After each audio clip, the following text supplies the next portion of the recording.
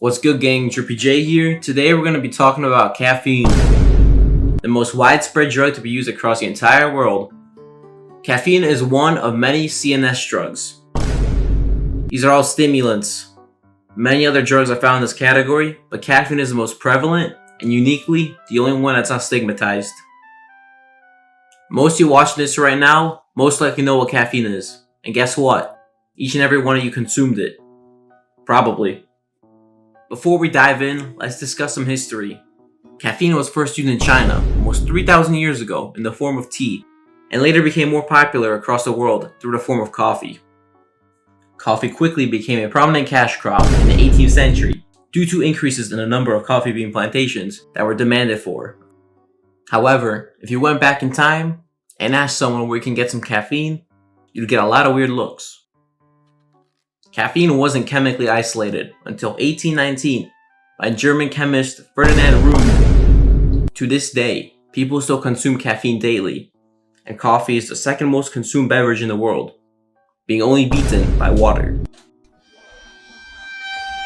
Brewed coffee generally has a higher caffeine content than tea, hence it is far more preferred in the morning before busy days at work or school. Tea is also an excellent source of caffeine, but generally has about half the amount of caffeine that a standard cup of coffee does. Drinking less caffeine doesn't necessarily mean it won't affect you. Sometimes it may even be better, as it does not accelerate caffeine tolerance as much. Other forms of caffeine, such as energy drinks and pre-workout, are also common. These are frequently utilized by college students, gym goers, and people who simply need the extra kick that caffeine provides. Energy drinks are versatile, as they come in many different flavors, each with varying amounts of caffeine.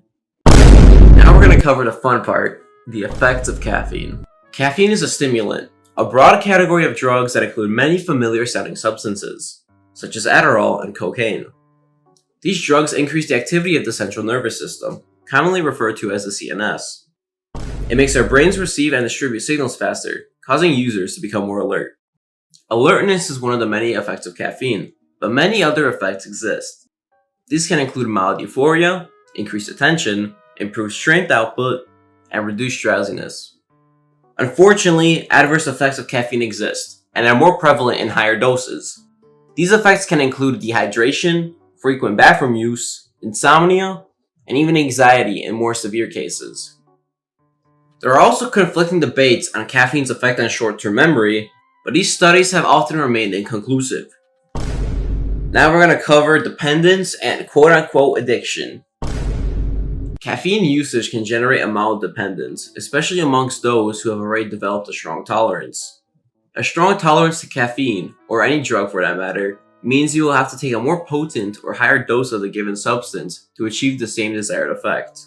This is why many people who enjoy caffeine regularly tend to have several caffeinated beverages or drinks throughout the day. Caffeine use cannot lead to a direct addiction, as caffeine intake doesn't activate the body's reward system. Other drugs can, but caffeine is not one of them.